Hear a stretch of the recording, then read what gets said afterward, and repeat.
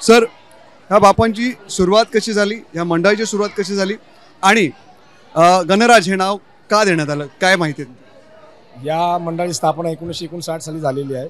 यावर्षी 67 वर्ष आहे मंडळाचं. खेतवाडी 12 गल्ली सार्वजनिक गणेशोत्सव मंडळ आहे.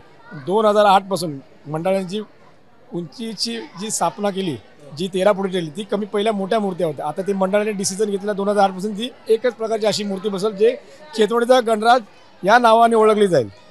बाकीच्या गल्लीत वेगवेगळे रूप आहेत. इथं खेतवाडीमध्ये 1 ते 13 गल्ल्या आहेत.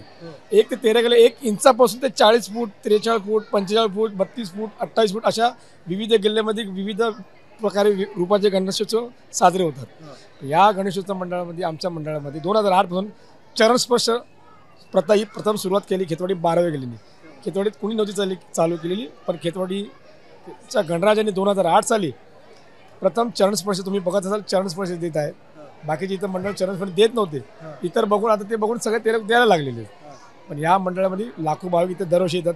जो तो आपापली मनोकामना करतो. कोण ज्याची इच्छा पूर्ण झाली तो पुढल्या वर्षी जेव्हा येतो काय ना कधी भेट वस्तू देतो. सोन्याचे म्हणा, दागिन्याचे म्हणा, जे त्याच्या स्वरूपात असेल देणगी स्वतः देतात.